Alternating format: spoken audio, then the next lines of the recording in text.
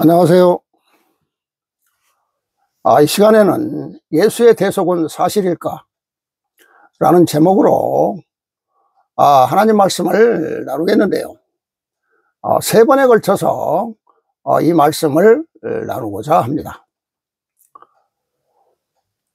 본 강론은 마태복음 20장 28절과 마가복음 10장 45절에 본문에 준해서 예수의 대속물, 즉 속량에 대해 나타난 예수의 사역의 의미와 메시지를 규명하며 오늘날 기독교의 가장 어리석은 기복신앙이 지니는 문제들을 과감히 극복하고 자기의 비움과 섬김의 사역자로 오신 하나님의 아들의 대속적 사역을 제시하는 마태, 마가복음의 의도를 밝히는데 그 의미가 있습니다. 나아가 신앙인들의 제자직 수행에 이 강론이 밝히는 대속에 대한 사실 여부를 제시하는데 그 중요성이 있다고 볼 수가 있습니다. 예수의 십자가는 인류의 모든 죄, 과거, 현재, 미래를 속량하기 위해 대속물로서 초대교회에서의 대주제였습니다. 당연히 예수가 인류의 대속물로서 우리의 죄의 값을 치르기 위하여 십자가에 죽으셨다고 믿는 신앙이 전제되어 있었던 것입니다. 그러나 초대교회 당시에 세계에는 속량물에 대한 전 이해가 없었습니다. 예수께서는 하나님의 순종하는 아들이었고 고난의 종이었던 것이죠. 복음적 활동에서 독립적이고 개인적인 접근 방법은 비생산적입니다. 우리는 개인적으로가 아니라 서로 협력하여 동참하도록 부름을 받았습니다. 마태와 마가의 주요 목표는 사람들에게 하나님의 아들이요 구주이신 예수 그리스도를 소개하는 것이었습니다. 마리아는 집과 가족을 가졌는데 그것을 하나님께 드렸습니다. 하나님께서는 아들과 복음을 가지셨는데 그것을 세상에 주셨습니다. 마리아의 아들인 마가와 하나님의 복음이 합해짐으로써 수많은 영혼들은 마가가 전해준 이 복음서를 귀하게 여기게 되었던 것이죠. 초기 기독교 공동체 구성원에게 있어서 예수의 죽음은 자신들도 언제든지 예수와 같은 처지에 놓이게 될 수 있음을 의미하는 사건이기도 했습니다. 따라서 당시에 각 공동체가 직면하고 있었던 가장 큰 어려움은 사회적 안정감이나 경제적 안정감을 넘어서 생존과 관련된 것이었습니다.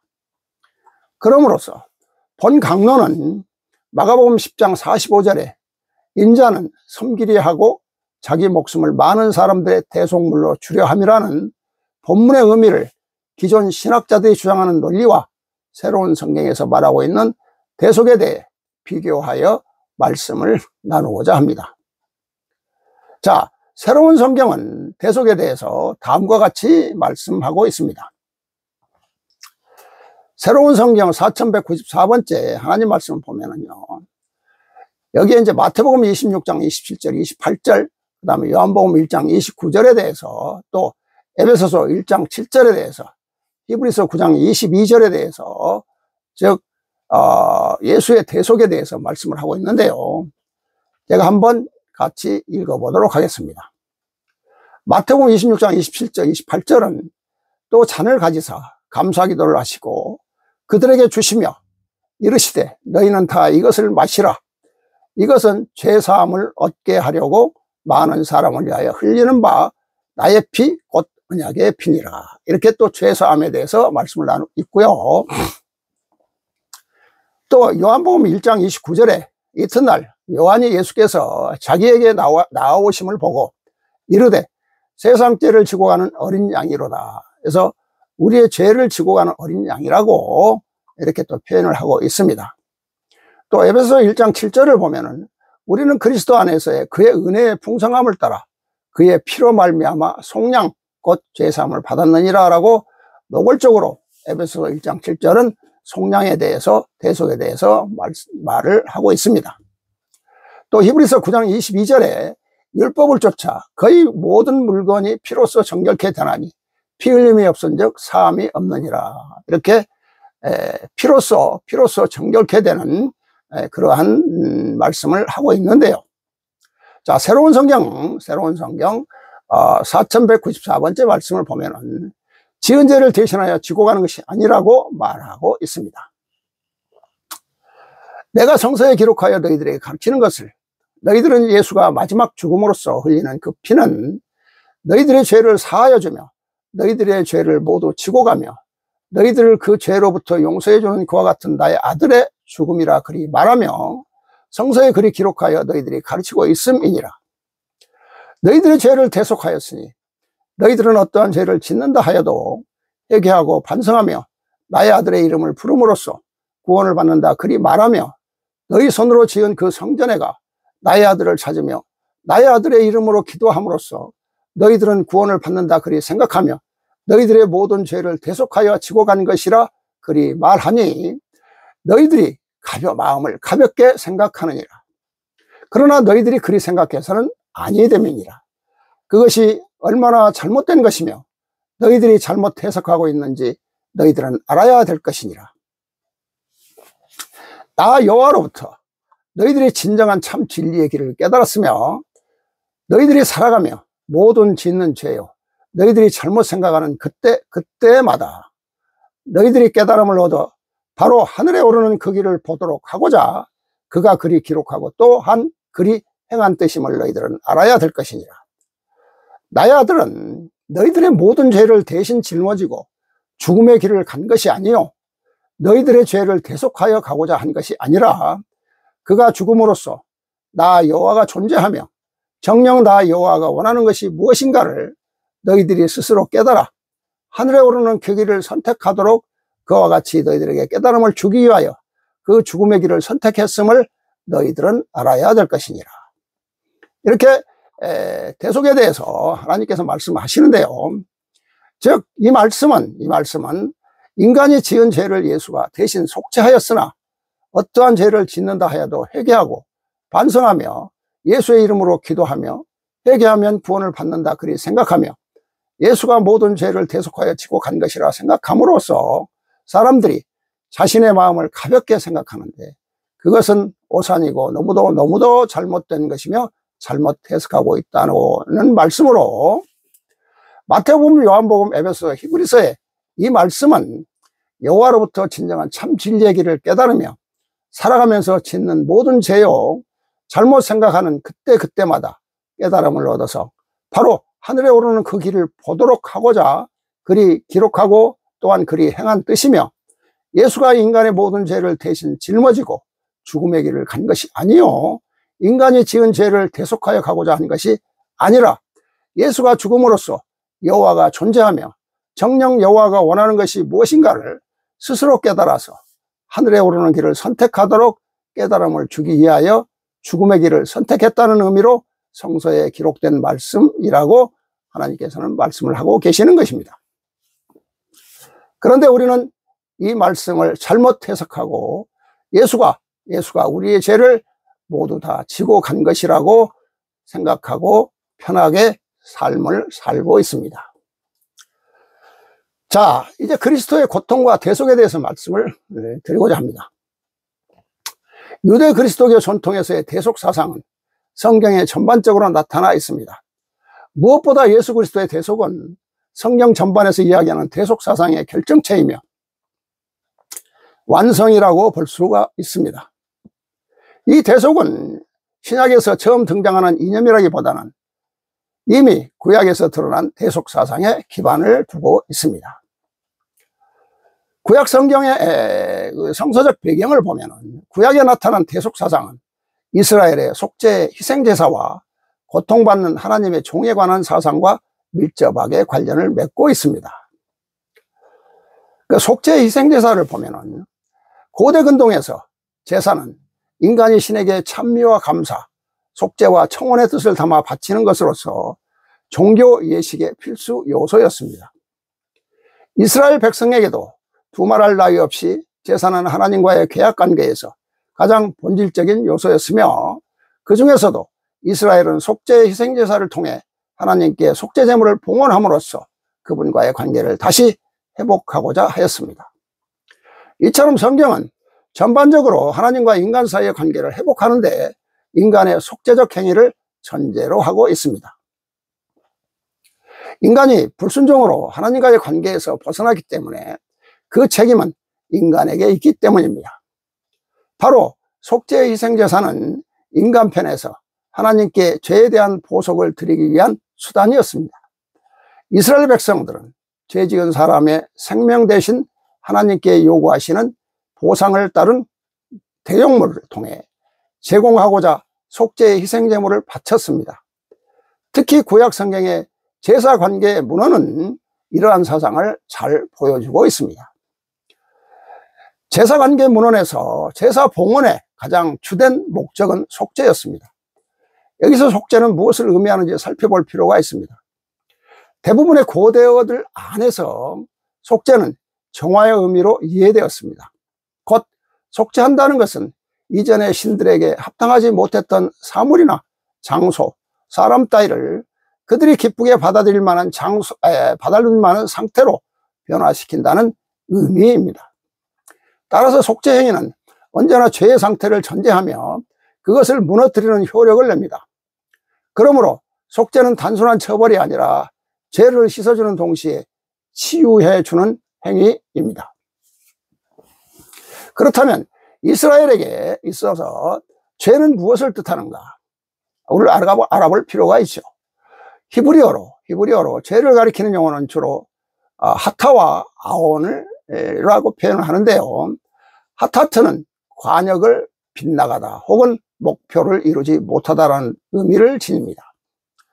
이는 좀 더 확장되어서 사람 사이의 관계에서 일어나는 모든 종류의 실패의 의미로 쓰이기도 합니다.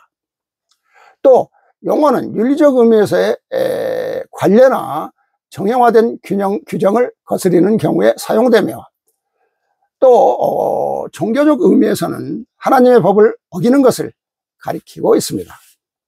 특히 하타와 하타트는 죄의적 의미에서 죄를 갚기 위한 수단이나 속죄를 위한 희생 제물을 뜻하기도 합니다. 히브리어 아온은 의식적으로 올바른 규범을 거치는 위반을 가리킵니다. 곧 죄를 뜻하죠. 이스라엘 백성들에게는 조상들이 죄악을 가리키는 데 사용되기도 합니다. 때로 죄악의 결과, 형벌, 징벌을 또 의미하기도 하죠. 이 용어 또한 예배 용어였으며 그 동사형은 삐뚤어지다, 그릇되게 하다, 기릇되게 행동하다, 또 빗나가다라는 뜻으로 쓰였던 것입니다. 초기 이스라엘 생활 양식은 절대적으로 제의에 의해 규정된 질서 안에 자리하고 있었던 것이죠. 따라서 이스라엘 백성들에게 죄란 제2명령의 형태와 일반적인 불문율의 형태로 된 하나님의 법을 깨는 모든 경우들로 정의되고 있습니다. 즉 죄라는 것은 하나님의 법을 깨는 것으로 이제 알고 있는 것이죠. 그들에게 죄를 짓는 것은 거룩한 질서를 위반하는 동시에 하나님과 그분의 존엄한 권리를 모욕하는 것으로 여겨졌던 아주 무서운 것이었죠. 죄는 개인적 차원뿐 아니라 사회적 차원에까지 확대되었습니다. 개개인은 혈연과 공동 운명으로 맺어진 공동체에 속해 있었기 때문에 죄는 단순히 자기 자신과 하나님 사이의 관계에만 영향을 주는 사적인 문제로 끝나지 않았습니다. 공동체의 일원이 저지른 죄는 공동체가 바치는 예배 행위의 기능을 저지한다는 점에서 위협적이었던 것입니다. 그들의 예배 질서를 회복하기 위해서는 하나님의 특별한 자비가 없는 한 범죄자를 처형하거나 공동체에서 축출해야만 했습니다. 이처럼 이스라엘 공동체에서 죄는 공동체가 범죄자와의 유대를 완전히 끊어버리지 않는 이상 한 개인과 공동체의 전체를 파괴시키는 영향력을 지니고 있었습니다. 이스라엘 공동체에 죄가 일어났을 때 과연 그것이 용서받을 수 있는가 하는 의문이 제기되었고, 이 결정은 하나님이 직접 내리지 않으실 경우에는 그분으로부터 임명받은 사제만이 내릴 수 있었던 것입니다. 그러나 용서받을 수 없는 경우에는 당사자가 스스로 책임을 져야 했습니다. 죄를 범한 이는 불가피하게 스스로 자신이 범한 죄의 희생물이 되어야만 했습니다. 이스라엘에서 죄를 지은 자는 공동체의 커다란 위협으로 여겨졌기 때문에 그들은 다양한 속죄의식을 거행하며 또 이후에 닥칠 위험을 피하고자 했던 것이죠. 이스라엘 백성들은 인간의 불순종으로 인간이 하나님으로부터 소외됐기 때문에 먼저 하나님과의 올바른 관계를 회복해야 한다고 보았습니다. 제 관계의 문헌에서 속죄 희생제사를 강조하는 것은 이러한 배경에서 이해할 수 있다고 볼 수가 있는 것입니다. 그 제 관계의 문헌에서 속죄는 예배의식과 밀접히 관련되어 있으며 여기에서 속죄하다라는 말은 히브리어 동사 키페르에서 나왔다고 봅니다. 특히 레위기 4장 5장의 속죄 제물에 관한 규정을 다룬 내용에서 속죄 용어는 오직 키페르만 7번 사용되었던 것입니다. 이 동사의 어원은 주로 덮다, 지우다, 몸값을 치르다 등의 의미를 지니고 있는데 제 관계의 문헌에서 주로 속죄를 위한 예배의식을 통해 죄를 씻다라는 의미로 사용되었던 것이죠. 속죄의 주체는 하나님께서 지정하신 사제나 대사제입니다. 제 관계 문헌은 이스라엘이 사제의 중재를 통해 정기적으로 성소에서 정화해야 하는 의무를 보여주고 있습니다. 그러니까 속죄의 기능을 하는 것은 피가 상징하는 생명입니다. 이를테면 피를 제외한 속죄 예식의 대속물들로는 수렴소, 목이 꺾인 암송아지, 인구조사 때 사람마다 야외께 자기 목숨값으로 바치는 속죄의 돈 반세겔, 또 우상숭배의 경우 인간의 죽음, 또 살인의 경우 그 살인자의 목숨 등이 해당합니다. 이처럼 속죄에는 몸값을 치른다, 또 대신하다라는 의미도 담겨 있습니다. 대속물은 악한 것이 그 안에 옮겨진 후 악과 함께 버려진다는 의미를 내포하고 있죠. 구약에 나타난 속죄물들에서 이러한 대속 원리가 표현되고 있습니다. 이스라엘 공동체는 대속을 통해 하나님의 진노를 가라앉히려는 목적을 이루고자 하였던 것입니다. 구약에서 속죄 희생제사는 죄의 위험성을 잘 알고 있던 이스라엘 공동체가 하나님의 진노와 벌을 면하게 하는 기능을 했습니다. 일반적으로 이 예식은 죄 짓는 사람을 대신하여 동물을 희생시킴으로써 이루어졌던 것입니다. 중대한 죄를 지은 자를 대신하는 죽음이 없으면 결국 죄인과 그가 속한 지역 또는 공동체는 비참한 결과를 짊어져야만 했습니다. 이처럼 이스라엘에서 속죄는 죄와 벌 사이에 유대를 끊어버리는 역할을 했습니다. 곧 속죄는 처벌이 아니라 하나님과의 관계를 회복시키는 구원 행위였던 것입니다. 자, 이에 대해서 새로운 성경에서 구약시대 제사에 대해서 다음과 같이 말하고 있습니다. 새로운 성경 6089번째를 보면은요, 구약 짐승에 대해서, 구약 성경의 짐승에 대해서, 짐승의 제사, 즉, 피에 대해서 말씀을 하고 있는데요. 구약시대에 너희는 뭐라 말하였느냐? 너희가 깨끗한 짐승을 죽여 그 짐승의 피로써 죄를 올리며 제사를 지냈을 때 그와 같은 행위로서 너희의 모든 죄에 대한 속죄를 받으며 너희는 깨끗한 자가 된다 그리 말하였음이니라. 그리하여 그 행위로서 너희는 그 죄를 사함받았다 그리 말하였느니라. 그러나 구약시대에 너희가 죄를 지었을 때는 짐승을 잡아 그 피로써 제사를 지내므로 너희의 모든 죄를 용서받으며 너희는 하얀 백성이 되었다 그리 말함이니라. 그러면서 너희는 또 뭐라 말하였느냐? 신약시대는 짐승의 피로써 죄를 지내는 것이 아니요 나의 아들 예수의 피로써 죄를 지냈으니 너희 죄를 다 용서해 준 것이며 구약시대의 짐승의 피로써 용서받은 백성보다도 너희가 더 위대한 백성으로서 나의 아들 예수의 피로써 모든 구원을 받아 천사와 같은 자라 그와 같이 말을 하고 있는 것이니라. 그와 같이 제사를 지냄으로써 그 피로 너희 모든 죄를 용서받았다 그리 말하였으니 과연 그 제사를 지내는 것이 참석한 백성만이 용서를 받았다 생각하는가? 그렇지 아니하고 제사장이 깨끗한 짐승을 잡아 그 피로 제사를 지냈을 때 온 백성이 다 구원을 받았다 너희가 그리 말함이니라. 제사를 지내는 그 순간에 잠을 자는 자, 사악한 짓을 하는 자, 강도짓을 하는 자, 살인을 하는 자, 간음을 하는 자, 강간을 하는 자, 그 모두도 다 짐승의 피로써 발라서 제사를 지냄으로써 구원을 받았다 너희가 그리 말하여 구약시대를 그리 넘어왔음이니라. 그러면서 너희는 신약의 시대에 뭐라 말하였느냐. 나의 아들 예수가 죽음으로써 그 보혈로서 너희가 다 구원을 받았다 그리 말함이니 사기치는 자, 거짓하는 자, 강도질하는 자, 강간하는 자, 그리고 강탈하는 자, 그리고 살인하는 자, 모두 술에 젖어 있는 자, 또 알코올에 중독된 자, 마약이라는 인간이 해서는 안 되는 짓을 하는 자, 그리고 가장 사악한 짓을 하는 자, 그와 같은 행위를 하는 자도 그 모두가 다 용서를 받았으며 구원을 받았다 너희가 그와 같이 말하니 얼마나 너희가 망령된 짓이며 착각 속에서 살아가는 것인가.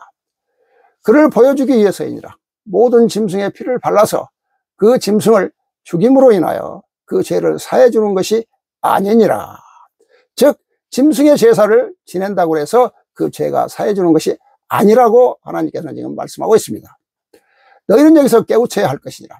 각종 범죄를 저지르는 자, 그리고 죄를 짓는 자, 그와 같은 자들이 그 짐승의 죽음을 봄으로 인해서 그 짐승의 죽음으로써 그 고통을 보며 너희가 죄를 지었을 때 그보다 처참한 형국으로서 이루어진다는 것, 그리고 인간이 죄를 짓는 것이 얼마나 두려운 것이며 너희는 죄를 지어서는 안 된다는 것, 너희가 죄를 지음으로써 짐승이 죽어가는 그 고통과 시련의 모습을 보면서 그 눈으로 보고 깨우쳐 죄를 짓는 것이 얼마나 무섭고 두려운가를 깨우쳐 주고자 하는 것이 나 여호와의 뜻이요 역사함이라 내가 너희에게 그리 말하지 아니하였던가.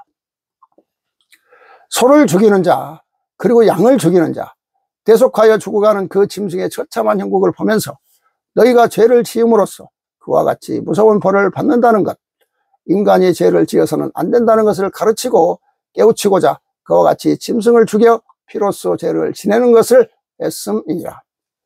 죄를 사해 주는 것이 아니요 죄를 짓는 것이 얼마나 비참하고 참혹한 것인가를 너희에게 깨우쳐 두려운 마음을 갖도록 했던 것이 그 방법이니라.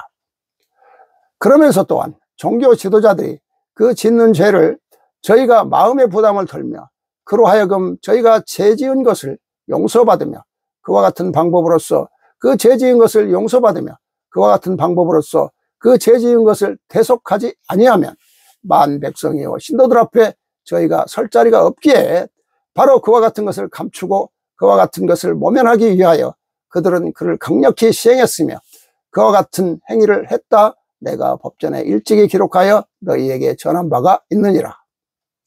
그러니 그 모두는 다 죄를 사해 주는 것이 아님이니라. 너희가 죄 짓는 것을 두렵게 하여 그리 죄를 짓지 않도록 너희에게 본보기로 역사했음을 알아야 할 것이니라. 또한 나의 아들 예수는 과연 어떠했던가. 나의 아들 예수가 죽어감으로 너희는 보혈로서 모두를 구원받았다 하나 그것이 아니니라.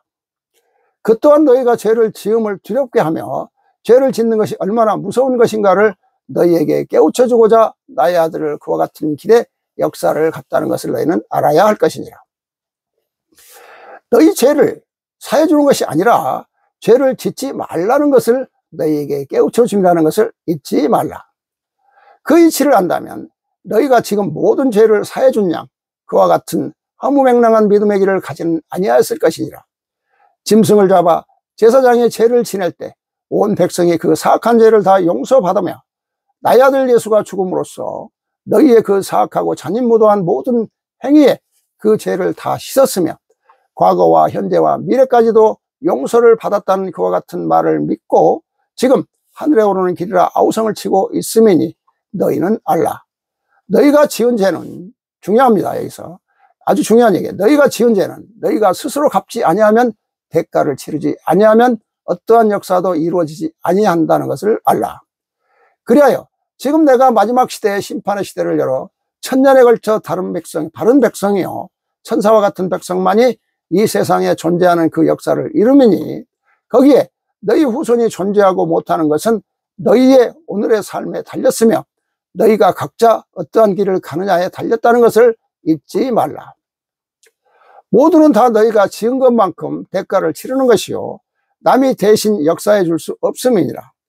다만 남으로 하여금 짐승으로 하여금 그 피를 바치며 나의 아들을 죽게 함으로 너희가 그 죄의 두려움과 무서움이요 또 나에게 순종하는 자가 가야 할 길이면 나에게 오는 그 믿음을 오는 자의 자세요 그 모두를 너희에게 깨우쳐 바른 길을 가도록 인도하고자 하는 그 본보기의 역사의 가르침을 가지고 너희의 죄를 대신하여 너희가 심판받는 것을 대신하여 구원의 역사를 이루었다. 그리 너희가 천사처럼 깨끗해졌다. 그리 생각하지 말라. 추하고 더러운 것을 지고 있는 자들이 제사로서 깨끗해지며 나의 아들의 피로써 너희가 구원받으며 깨끗한 자라 생각하지 말라. 이 어리석은 백성들아 라고 하나님께서는 절대 대속은 없다고 말씀을 하시는데요. 이 말씀을 다시 한번 간단하게 말씀을 드리면은 구약시대에 짐승을 죽임으로써 피를 발라 지은 죄를 사해주는 것이 아니라 각종 죄를 저지르는 자, 죄를 짓는 자들이 짐승이 죽어가는 그 고통과 시련의 모습을 함께 하면서 눈으로 보고 깨우쳐 죄를 짓는 것이 얼마나 무섭고 두려운가를 깨우쳐주고자 하는 것이 여호와의 뜻이며 지은 죄를 사해주는 것이 아니요 죄를 짓는 것이 얼마나 비참하고 참혹한 것인가를 깨우쳐 두려운 마음을 갖도록 했던 것입니다. 예수가 역시 죽어감으로 예수의 보혈로서 모두를 구원받았다 하나 그것이 아니며 그 또한 인간이 죄를 지음으로 두렵게 하여 죄를 짓는 것이 얼마나 무서운 것인가를 깨우쳐주고자 예수는 죽음의 길을 택한 것으로 지은 죄를 사해주는 것이 아니라 죄를 짓지 말라는 것을 깨우쳐주기 위한 것이었습니다. 그러므로 오늘날까지 모든 사람들이 그 이치를 알았다면 예수께서 지은 모든 죄를 사해준 양 허무맹랑한 믿음의 길을 가지는 아니하였을 것이며 짐승을 잡아 제사장의 죄를 지낼 때 온 백성이 그 사악한 죄를 다 용서받으며 예수가 죽음으로써 인간의 그 사악하고 잔인무도한 모든 행위에 그 죄를 다 씻었으며 과거와 현재와 미래까지도 용서받았다는 그와 같은 허무맹랑한 말을 믿고 지금 하늘에 오르는 길이라 아우성을 치고 있다는 것이 안타까울 뿐이며 지은 죄는 스스로 갚지 아니하면 대가를 치르지 아니하면 어떠한 역사도 이루어지지 아니한다는 것을 알라는 하나님의 말씀입니다. 즉 대속은 없다는 무서운 말씀이 되겠습니다. 자, 다음 고통받는 하나님의 종에 대해서 성경에 나와 있는 것에 대해서 말씀을 드리고자 합니다. 자, 이사야서 구약에 나오는 이사야서에서는 메시아를 종으로 표현하는 말씀이 네 군데 나옵니다. 그 네 말씀을 신학도들은 종의 노래라고 합니다. 종의 노래는 이사야서 42장 1절에서 7절, 49장 1절에서 7절, 50장 4절에서 11절, 그리고 이사야 53장에 나옵니다. 제일 유명한 것은 네 번째 종의 노래인 이사야 52장 13절에서 53장 12절의 말씀입니다. 이 이사야서의 네 번째 하나님의 종의 노래는 구약의 대속 사상이 잘 드러난 본문이 되겠습니다. 하나님의 종은 죄가 없음에도 불구하고 모든 이들의 죄악을 짊어지고 고통을 받는다. 죄는 속죄 제물로 바쳐진 하나님의 종의 생명을 통해 속죄된다. 이 노래는 한 사람이 다른 이들의 죄값을 형벌과 고난으로서 대신 치르는 형태를 보여준다는 점에서 구약 전체를 통틀어서 독특한 본문 가운데 하나로 평가받고 있습니다. 이후 신약에서 예수 그리스도는 이 하나님의 종의 노래를 빌려서 자신의 순환과 십자가 사건을 암시하였고 또 초대교회에도 이 본문을 그리스도론적으로 해석해서 예수 그리스도의 순환과 죽음, 부활 사건에 적용하게 됩니다. 이사야서 53장 4절에서 5절의 말씀을 보면은 그는 우리의 병고를 메고 갔으며 우리의 고통을 짊어졌다. 그런데 우리는 그를 벌받은 자, 하나님께 매맞은 자, 천대받은 자로 여겼다. 그러나 그가 찔린 것은 우리의 악행 때문이고 그가 으스러진 것은 우리의 죄악 때문이다. 우리의 평화를 위하여 그가 징벌을 받았고 그의 상처로 우리가 나았다. 이렇게 이사야서 53장 4절 5절에 나오고 있는데요. 여기서 주목할 만한 사실은 구약에서 고통받는 종은 단지 다른 이들의 고난에 동참하는 것이 아니라 그 고난을 스스로 짊어진다는 점이라고 보고 있는 것이죠. 또 욥의 경우와는 달리 갖은 학대와 수모에도 고통받는 종은 침묵한다고 합니다.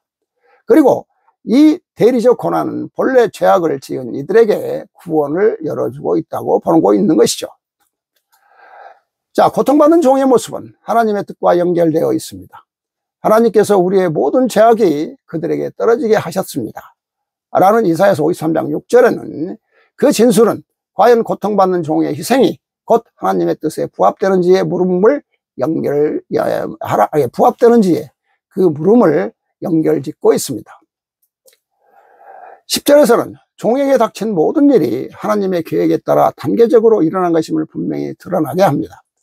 그리고 그의 희생을 통해서 하나님의 뜻이 이루어진 것을 알려줍니다. 곧 고통받는 종을 통해서 구원 사건에서 행위 주체는 하나님이시라고 합니다. 따라서 고통받는 종의 이야기에서 이 희생은 하나님의 계획과 뜻에 부합하는 것이며 동시에 이사야서 53장 4절과 7절에서 나타나듯이 대리적인 희생의 관점에서 종의 자발성과 능동성도 내재되어 있다고 볼 수가 있다고 신학자들은 말하고 있는 것이죠.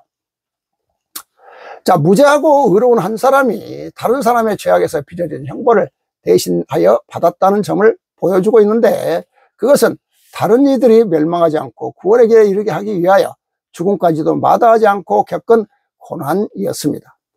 이 고통은 자신의 자발적인 의지이면서 동시에 하나님의 계획에서 비롯되었다고 보고 있죠. 이처럼 이사야서 53장에서는 고통받는 하나님의 종의 능동적인 희생과 수동적인 고난의 수동 사이의 연관관계를 나타나고 있습니다. 그리고 이 연관성은 신약에 와서 예수 그리스도의 삶과 활동을 더욱 부각시켜주고 있습니다. 자, 이에 대해서 새로운 성경 6305번째 말씀을 보면요, 6305번째입니다. 악을 중단하라, 그리고 예수의 고통을 늘 생각하라 라고 말씀하시는데요, 너희가 세속에 살면서 구슬이 서말이라도 그를 깨어 잘 다듬고 만들지 아니하면 아무런 가치가 없으며 장식으로 쓸 수가 없다. 그러한 너희 가르침이 있으며 말이 있지 않은가? 바로 그러하니라. 너희가 이 세상을 살아가며 선이 무엇인가를 알면서도 그를 행하지 아니한다면 아무런 가치가 없으며 선을 알고 있는 그 의미가 없음을 알아야 할 것이니라. 너희는 살아가면서 악이 무엇인가를 알고 있음이니라. 그러면서 너희가 악을 행하며 악을 중단하지 아니하는 것은 너희가 악이 무엇인가를 알고 있을 필요가 없음이니라.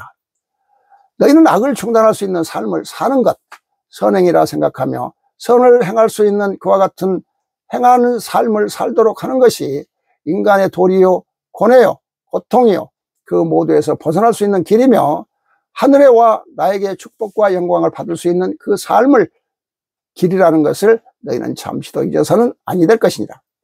그러나 사랑하는 백성 너희는 인간이요, 너희가 말하기를 인간은 죄를 짓지 아니하고 살 수 없다 그리 말하듯이 인간의 마음을 바로 다스릴 수 없다고 그리 말함이니, 지금 살아가는 피조물 나의 백성 너희는 아침에 깨달음이 있어서 아침에 선행을 행하며 내가 어찌 살겠다는 굳은 결의의 마음을 가지나 시간이 지나서 저녁이 되면 너희는 그 모두를 잊어버리며 지워버리고 인간 속성대로 행동하며 인간의 속성대로 살아가며 하루에도 수없이 무너지고 일어섰다 하는 그와 같은 것이니, 이를 보는 너희 나 여호와의 마음이 오죽이나 아프겠는가.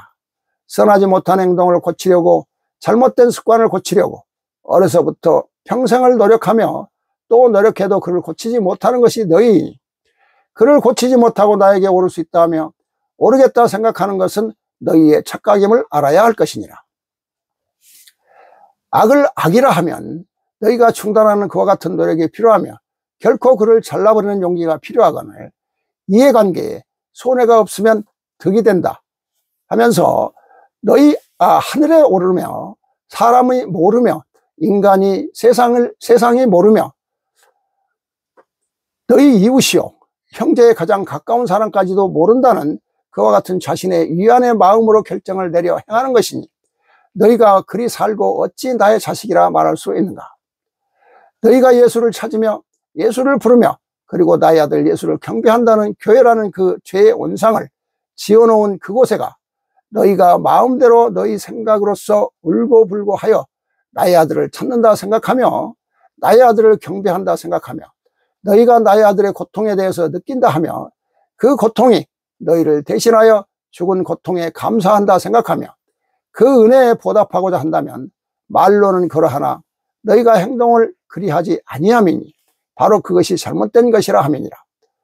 너희가 나의 아들의 그 고통스러움을 너희를 대신하여 죽어간 그 속죄한 대속자로서 죽어간 것을 감사한다 하면 너희가 울고불고 찬송하고 강난의 짓을 하는 것이 아니라 조용히 앉아서 예수의 고통을 음미하며 그가 무엇을 요구했으며 그가 베푼 것이 무엇인가 하며 그대로 행하고 그대로 따라가고자 하는 마음이요 그가 행하고자 하는 그와 같은 굳은 결의를 하고 하늘을 향하여 한 점 부끄러움이 없는 삶을 살아가는 그것만이 너희가 하늘에 오르는 길이요 나의 아들 예수의 죽음의 고통에 보답하는 길이요 하늘의 은혜에 감사하는 길이라는 것을 너희는 어찌 모르는가?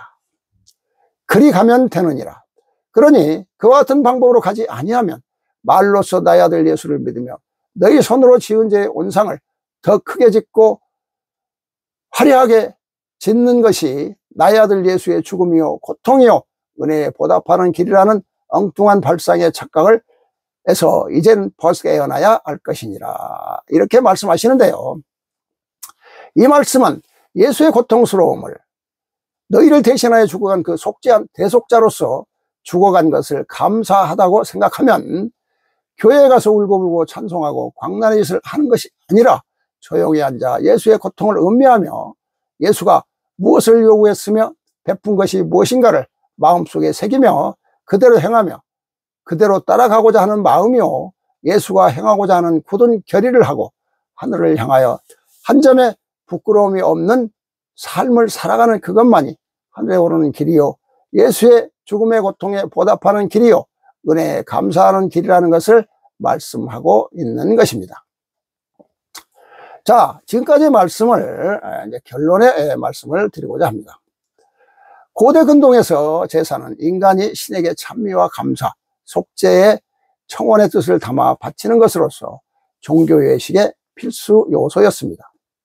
이스라엘 백성에게도 제사는 하나님과의 계약 관계에서 가장 본질적인 요소였으며 그 중에서도 이스라엘은 속죄의 희생제사를 통해서 하나님께 속죄 제물을 봉헌함으로써 하나님과의 관계를 다시 회복하고자 하였던 것입니다.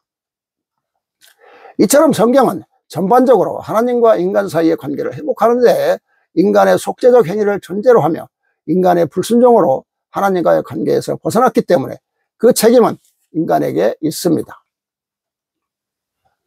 바로 속죄의 희생제사는 죄의 위험성을 잘 알고 있던 이스라엘 공동체야 하나님의 진노와 벌을 면하게 하기 위하여 죄 지은 사람을 대신하여 동물을 희생시킴으로써 이루어진 것입니다.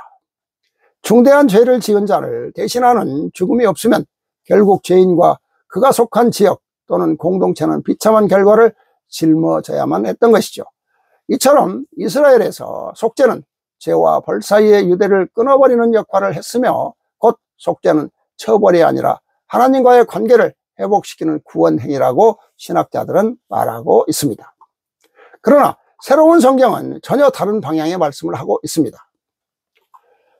새로운 성경은 구약시대에 짐승을 죽임으로써 그 피를 발라 죄를 지냄으로써 인간이 지은 죄를 사해주는 것이 아니라 각종 죄를 저지르는 자, 죄를 짓는 자들이 짐승이 죽어가는 그 고통과 시련의 모습을 함께 하면서 눈으로 보고 깨우쳐 죄를 짓는 것이 얼마나 무섭고 두려운가를 깨우쳐주고자 하는 것이 하나님의 뜻이었으며 지은 죄를 사해주는 것이 아니요 죄를 짓는 것이 얼마나 비참하고 참혹한 것인가를 깨우쳐서 두려움을 갖고 죄를 사전에 예방코자 했던 것입니다. 신약시대에 와서도 예수 역시 죽어감으로 예수의 보혈로서 그 모두를 받았다 하나 그 또한 인간이 죄를 지음으로 인간의 마음을 두렵게 하며 죄를 짓는 것이 얼마나 무서운 것인가를 깨우쳐주고자 예수는 죽음의 길을 택한 것입니다.